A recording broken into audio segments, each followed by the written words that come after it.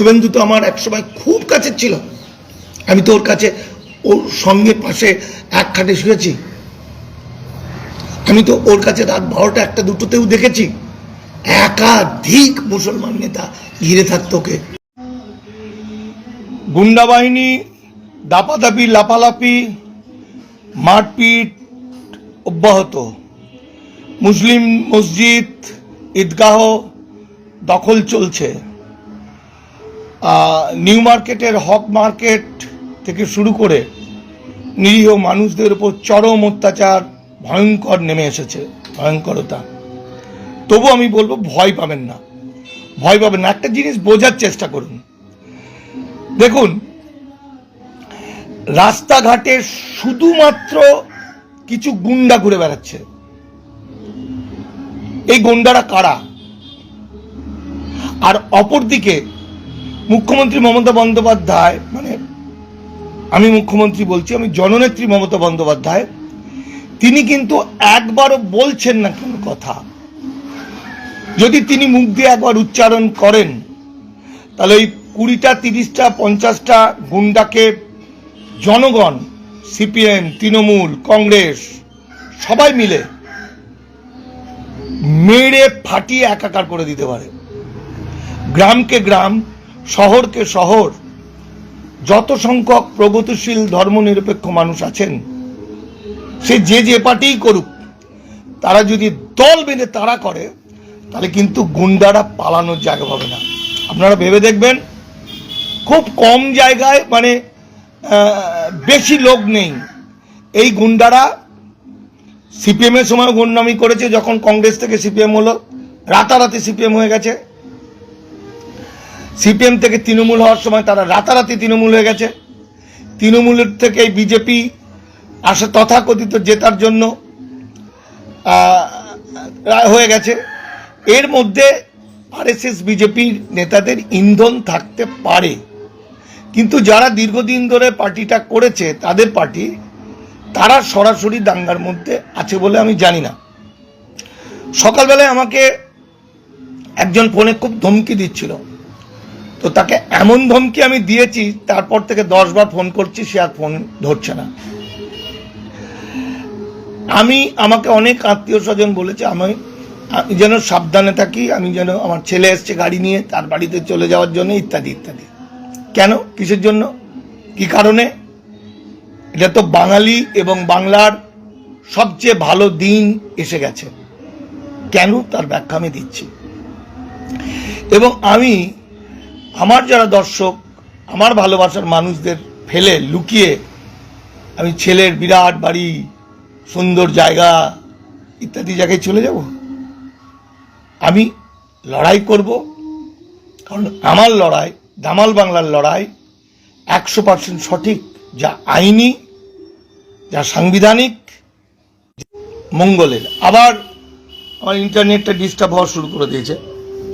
একটা জিনিস আপনারা বোঝার চেষ্টা করুন, যেটা এমন কি কিছু ঘটছে আইনিভাবে, সাংবিধানিকভাবে, যে কারণে মমতা বন্দ্যোপাধ্যায় এখনো একটা, যে নির্দেশের বলে ছড়িয়ে ছিটিয়ে থাকা লক্ষ লক্ষ তৃণমূল কর্মীরা পথে নেমে পড়ে, এমন এই কারণে কি তিনি কি কোনো বাংলাকে বাঁচাতে,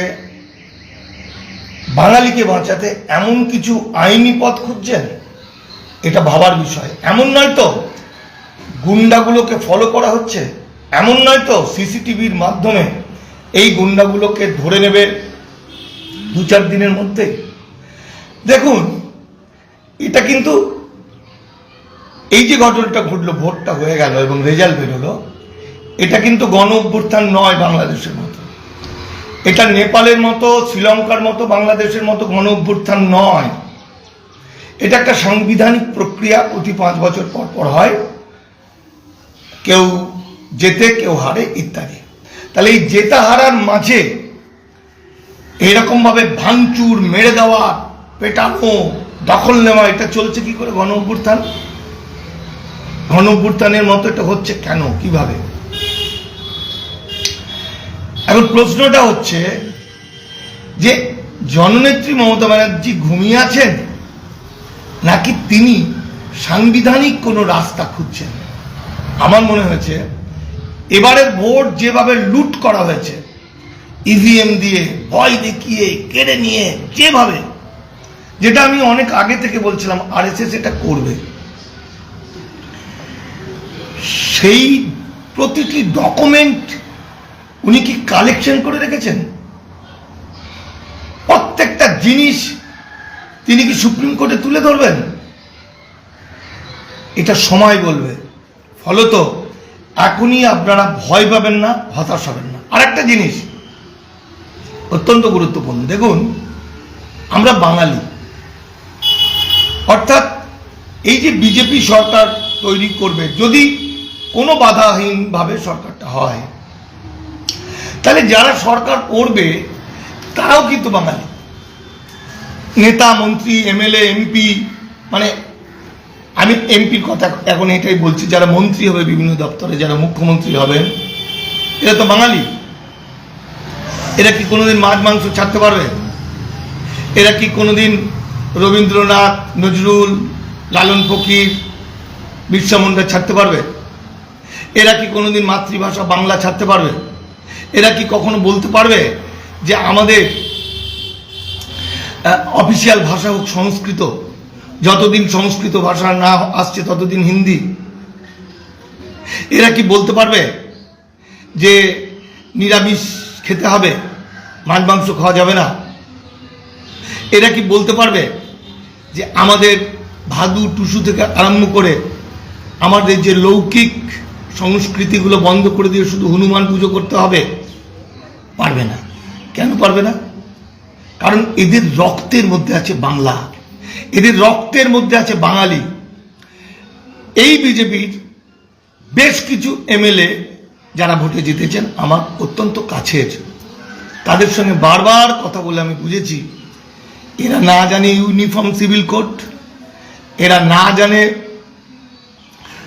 ওয়াকআপ আইন, এরা না জানে আরএসএস এর নীতিগত সিদ্ধান্ত, এরা কিছুই জানে না। এরা না জানে সিএএ, এরা না জানে এনআরসি। ফলত এদের কিন্তু এরা ভোটে জিতেছে তৃণমূলের নিচের স্তরের ব্যাপক দুর্নীতি এবং ব্যাপক অত্যাচারের জন্য। তৃণমূলের সব জায়গায় যে অত্যাচার হয়েছে তা নয়, কিছু শয়তান চরম অত্যাচার করেছে, তার বিরুদ্ধে ভোট দিয়েছে। ফলত কিছু রাজনৈতিক লোক বা রাজনীতির ক্ষমতা লোভী বা ক্ষমতা পেতে চায়, তৃণমূলের অত্যাচারে অতিষ্ঠ হয়ে এই সুযোগে ভোটে দাঁড়িয়েছে এবং জিতে গেছে। তাহলে তার সঙ্গে আরএসএস এর এজেন্ডা এদের কিচ্ছু নাথিং, কিছু জানে না। একটা উদাহরণ দিই, আরএসএস কিন্তু নীতিগত আদর্শগত কারণে ওরা বাংলাকে দখল নিয়েছে। অঙ্গ বঙ্গ কলিঙ্গ মানে 1925 সালের যে ভাবনা সেটা আজকে পূর্ণ হয়েছে। 2025 হিন্দু রাষ্ট্র ঘোষণা হবে। এরা জাতীয় পতাকা পাল্টে দেবে, এরা জাতীয় সঙ্গীত পাল্টে দেবে। আপনারা একবার পড়বেন আরএসএস এর নীতিগত সিদ্ধান্তগুলো। গোলওয়ালকারের, গুরুজি গোলওয়ালকারের বই পড়বেন, we are hour nation who divine, যেটা হুবহু কপি করা হচ্ছে। এটাই আরএসএস এর ম্যানিফেস্টো, এই অনুযায়ী চলে। তারা বলছেন, গুরুজি গোলওয়ালকার বলছেন হিটলার আমাদের আদর্শ, তার নীতি এবং আদর্শ মেনে আমরা ভারতবর্ষকে হিন্দু রাষ্ট্র করব। যদি মুসলমানরা না মানে তাহলে হিটলার যেভাবে ইহুদিদের সঙ্গে ব্যবহার করেছিল একই ব্যবহার করব, মানে মেরে দেবে। এবং ধর্মান্তকরণ ওদের মূল, আবার পুনরায় তাদেরকে হিন্দু নিচু জাতি হতে হবে, এটা আদর্শ।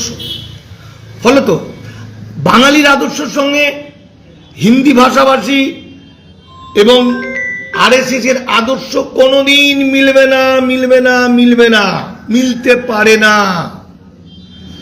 দেখুন সিপিএম যখন ছিল, কমিউনিস্ট না হলেও কমিউনিস্ট মার্কা তো একটা ছিল, যেটা মানুষের হৃদয়ের মধ্যে যুগ যুগ ধরে লালিত হয়েছিল। সিপিএম থেকে যখন তৃণমূল হলো তখন দেখবেন এই যে তৃণমূলের উত্থানের পিছনে ছিল কমিউনিস্টদের একটা ভূমিকা, যে কারণে মমতা বন্দ্যোপাধ্যায়কে অনেকেই কমিউনিস্ট বলতেন। ফলে মানুষগুলোকে রাতারাতি সিপিএম থেকে তৃণমূল হতে অসুবিধা হয়নি, একই ধরনের।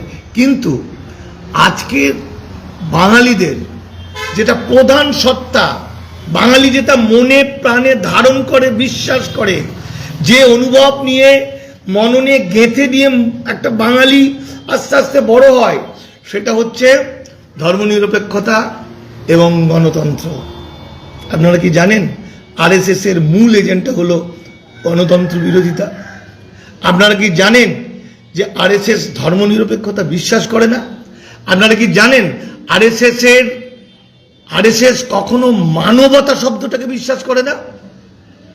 ফলত এদেরকে নিয়ে এদের এই আরএসএস এর এজেন্ডা কিভাবে পূর্ণ করবে আমার বাঙালি বিজেপি নেতারা সরকার চালানোর ক্ষেত্রে? একটা উদাহরণ দিয়ে আপনি বুঝতে পারবেন। হিন্দি বলয়ের যে শ্রীরাম আর আমাদের এখানকার শ্রীরামের মধ্যে পার্থক্যটা কোথায়? পৃথিবীতে 350-র বেশি রামায়ণ আছে। হিন্দি বলয় তুলসী দাসের রামায়ণ বিশ্বাস করে, এটা তাদের সংস্কৃতি। তুলসী দাসের রামায়ণে কি বলা হয়েছে?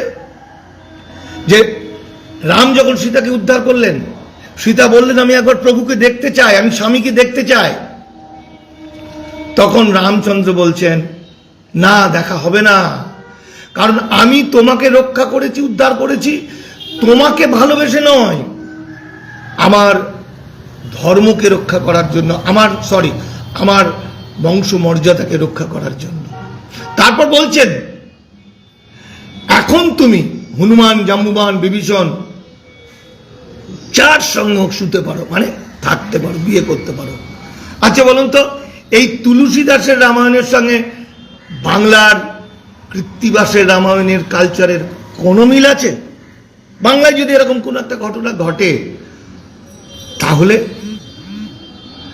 বাংলা ধরুন আমাদের কোন একটা বোনকে, বউকে, কন্যাকে তুলে নিয়ে গেল, আমাদের বাঙালি সেই কন্যার পাশে দাঁড়িয়ে বলবে তোকে যারা অত্যাচার করেছে মনে কর তারা খ্যাপা কুকুর, কুকুরের কাজ করে পালিয়েছে, তুই মনের মধ্যে এটা রাখিস না, তাকে বুক দিয়ে আগলে রাখে। এটাই বাঙালি কালচার। আরএসএস প্রধান মোহন ভাগবত বলছেন নারীদের কাজ হচ্ছে সন্তান জন্ম দেওয়া, খেতে পাওয়া, না স্বামীকে সুখ দেওয়া, বিনিময়ে খেতে পাওয়া। মোহন ভাগবত কি এটা নিজে বানিয়ে বলছেন? না, এটা 1925 সাল থেকে আরএসএস এর যে মনুস্মৃতিকে প্রাধান্য দেওয়া, তাদের যে মূল ভাবনা, তার একটা পার্ট।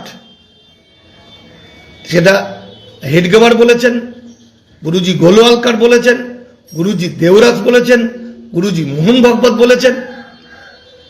ফলে এই কালচার আর বাংলার কালচারের সঙ্গে মিলবে না। আজকে যারা গুন্ডাগার্দি করছে, এই গুন্ডাগার্দির মধ্যে একটা অংশ দেখবেন আছে বাঙালি নয়, আর একটা অংশ আছে তারা জানে না কেন মারছে, কাকে মারছে।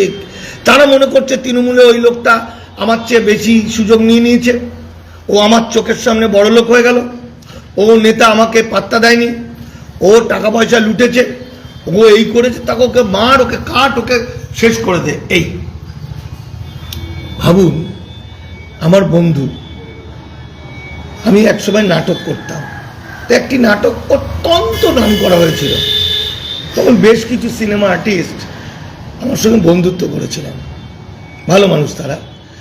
তার মধ্যে একজন এবার জিতেছে টালিগঞ্জের, তিনি আমাকে একদিন ফোন করে বলছেন, এর আগে বছর খানেক আগে, যে ইতিহাসে তোমার নাম থাকবে। আমি ভাবছি কোনো ভালো কথা বলছে, তারপরেই বলছে যে তোমার কোনো লোকের যদি কোনো প্রবলেম হয় আমাকে বলবে, আমি সুকান্তদাকে বলে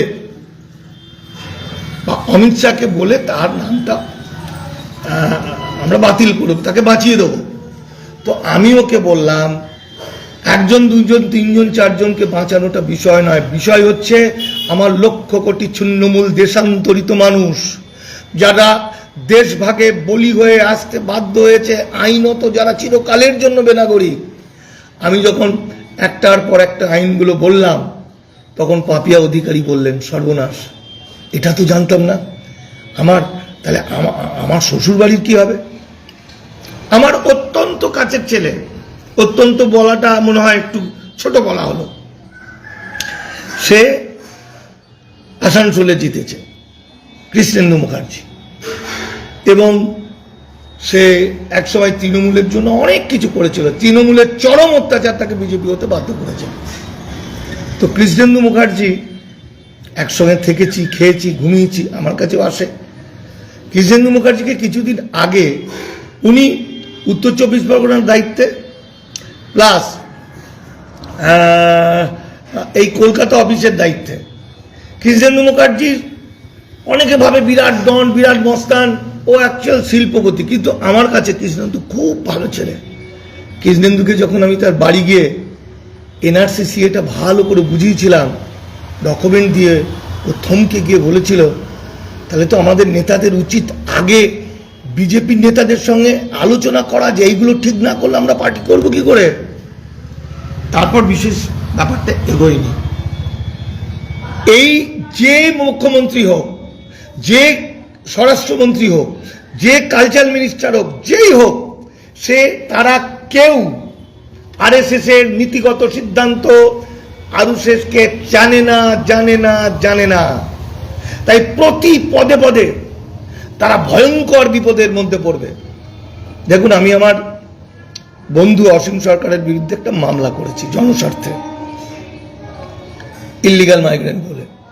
এটা আমার কথা না, অসীমেরও বক্তব্য, যে দেশকে ভালোবেসে মানুষকে বাঁচাতে তুমি একটা মামলা করো দেখি, তাহলে মানুষ জানুক সত্যিটা কি। তো আপনি কি মনে করছেন অসীম সরকার যে গান করছে খুব আনন্দে আছে? কারণ অসীম সরকারের প্রায় 23 লক্ষ মানুষ ডিলিট হয়ে গেছে, তার মধ্যে তার অনেক আত্মীয় আছে। অমিত শাহরা তাকে মিথ্যা করে বলেছে তাদের ভোটের পর নাকি সব নাম তুলে দেবে। এই বিজেপির যারা নেতা, মন্ত্রী, এমএলএ হবেন, তারা কেউ সিএএ কি জিনিস জানে না, তারা এনআরসি কি জিনিস জানে না, তারা ডিলিমিটেশন কি জিনিস জানে না, তারা ওয়াকআপ আইন কি জিনিস জানে না, তারা ইউনিফর্ম সিভিল কোড জানে না। তারা জানে না, তারা মনে করে ইউসিসি মানে হচ্ছে, ইউসিসি মানে এক দেশ এক আইন মানে হচ্ছে মুসলমানরা 4টে বিয়ে করবে কেন। কিন্তু তাদের মাথায় এটা ঢোকে না যে তার জানাশোনা এমন কটা মুসলমান আছে যাদের 4টে বিয়ে, খুঁজে পাবে না। আসলে ইউসিসির মধ্যে দিয়ে হিন্দু কোড যে উঠে যাচ্ছে সেটা জানে না। হিন্দু কোড হচ্ছে বিজেপির সবচেয়ে শত্রু, মানে আরএসএস এর শত্রু। কারণ এই হিন্দু কোড উত্থাপন করার জন্য বাবা সাহেব আম্বেদকরের বিরুদ্ধে আক্রমণ হয়েছিল। এই হিন্দু কোড আনার জন্য, উত্থাপন করার জন্য বাবা সাহেব আম্বেদকরের বিরুদ্ধে তৎকালীন ব্রাহ্মণ্যবাদী নেতারা, হিন্দুত্ববাদীরা এমন অত্যাচার করেছিল, তিনি পদত্যাগ করতে বাধ্য হয়েছিলেন। আমরা অনেকেই জানি না হিন্দু কোড কি, আরএসএস নেতারাও জানেন না, পাগাঙ্গুলিও জানেন না। এই যে ভদ্রমহিলা ডিজাইনার দুর্গাপুর থেকে দাঁড়িয়েছেন, খুব ভালো কথা বলেন, উনিও জানেন না। আমাদের পাপিয়া অধিকারীও জানেন না। যাদবপুরে ভোটে দাঁড়িয়েছেন ভদ্রমহিলা, এখান থেকে জিতেছেন, তিনিও জানেন না what is Hindu code. UCC লাগু হচ্ছে খুব তাড়াতাড়ি। ইউসিসিতে শুধু মুসলমানদের নামাজ, আজান, জাকাত, রোজা বাতিল হবে না, তাদের মাস্ততো, খুঁড়তো, পিস্ততো ভাই বোনের সঙ্গে বিয়ে বন্ধ শুধু মুসলমানদের জন্য নয়। এক দেশ এক আইন, সমস্ত শরীয়তি আইন, সমস্ত দেওয়ানি আইন উঠে যাবে। ভারতবর্ষের সমস্ত ফৌজদারি আইনগুলো আলাদা আলাদা, মানে এক। সে কাশ্মীরে খুন হলেও যা শাস্তি হবে, কলকাতা খুন হলেও তাই শাস্তি হবে, কিন্তু দেওয়ানি আইনগুলো সব আলাদা আলাদা। এটা ভারতের পরিবেশ, এটাই ভারতের বৈচিত্র্য। এমন রাজস্থানে এবং রাজস্থান, হরিয়ানায় এমন হিন্দু আছে যারা একটা বাড়ির সব ভাই মিলে একটা মেয়েকে বিয়ে করে। সাউথে এমন হিন্দু আছে যাদের মামা হচ্ছে শ্রেষ্ঠ পাত্র। অর্থাৎ সমাজ পরিবেশ সেখান থেকে তৈরি হয় এই আইনগুলো। সেইখানে ইউসিসিতে কিন্তু বাতিল হচ্ছে হিন্দু কোড। যে হিন্দু কোডের প্রচার করে জওহরলাল নেহরু প্রধানমন্ত্রী হয়েছিলেন এবং যে হিন্দু কোড প্রচার করার আইনে রূপান্তরিত করেছিলেন 1956 সালে জওহরলাল নেহরু, কি আছে জানেন সেই হিন্দু কোডে?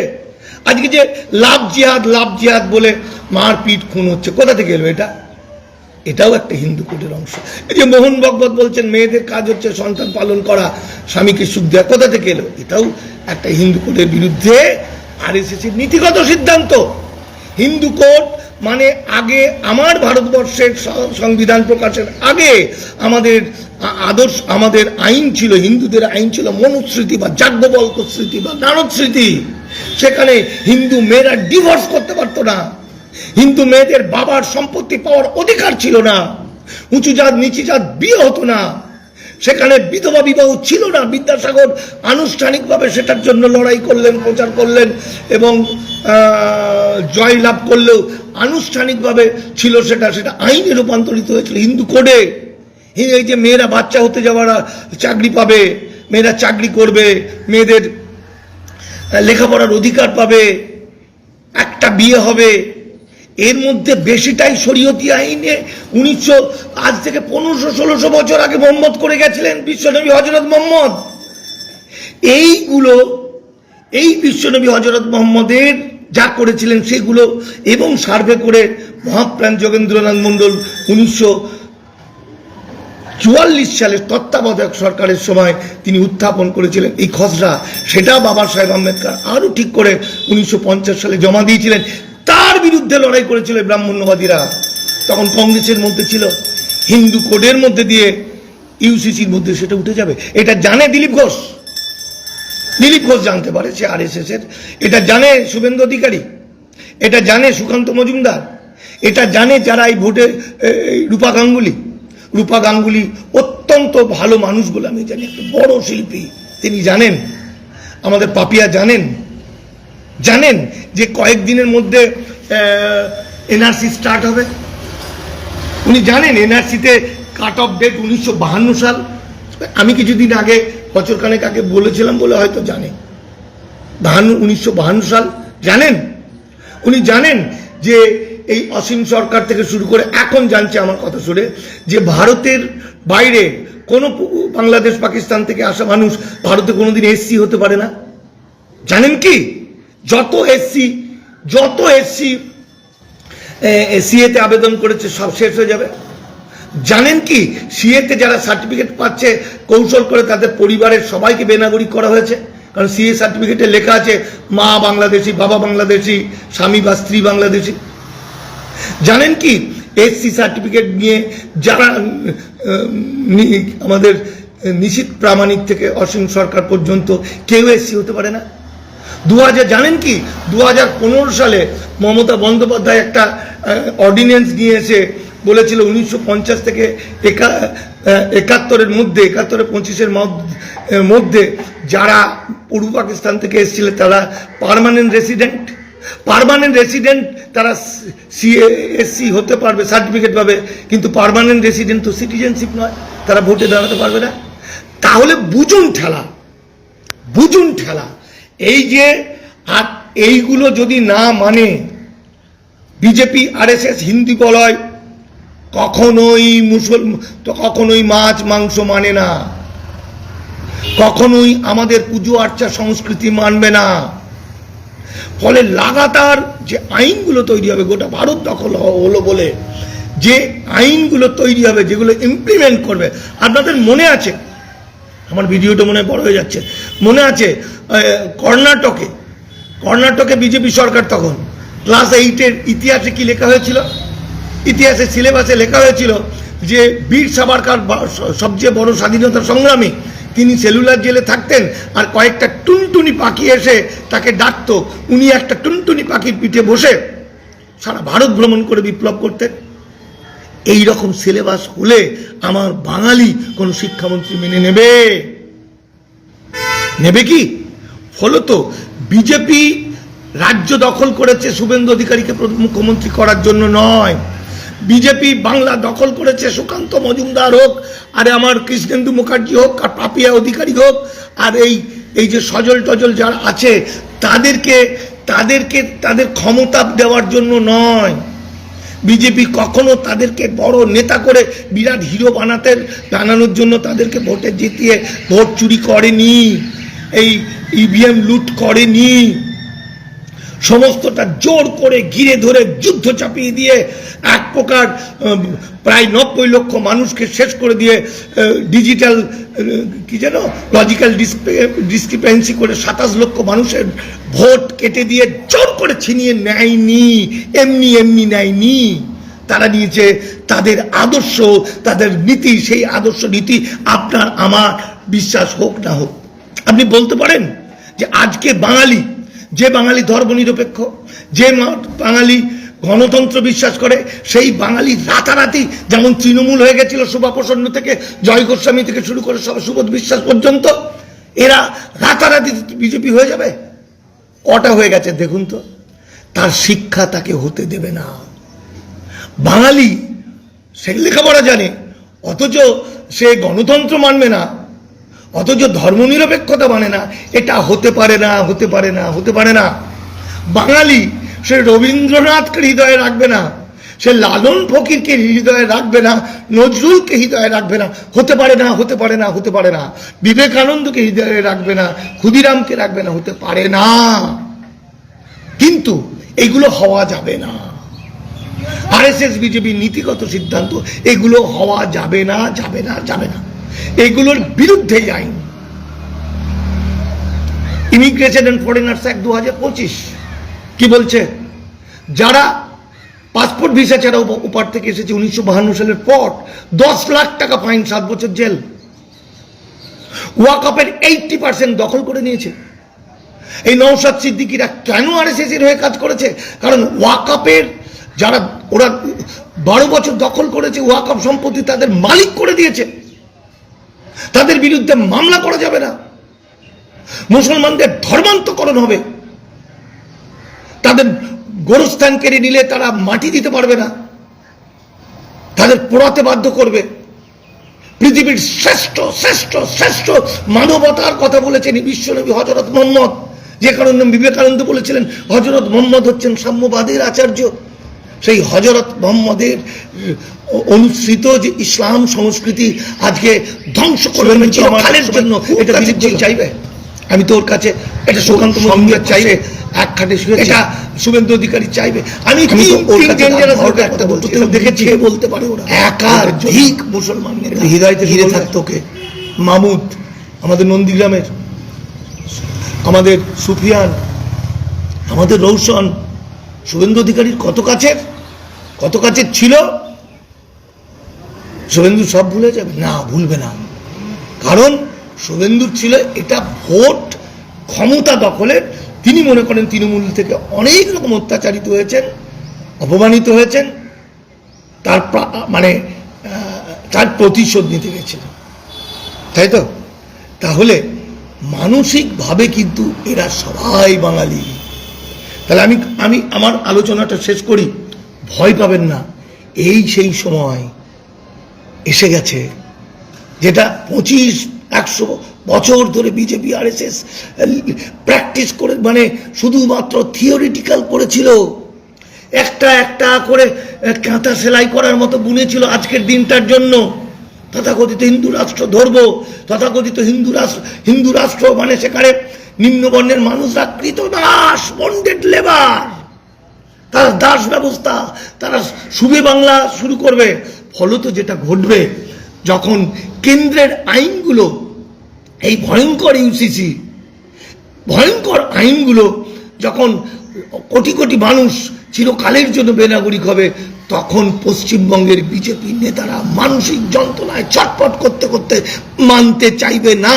কারণ তাদের পরিবারের ম্যাক্সিমাম বহু নেতা মন্ত্রী ওপার বাংলা থেকে আসা।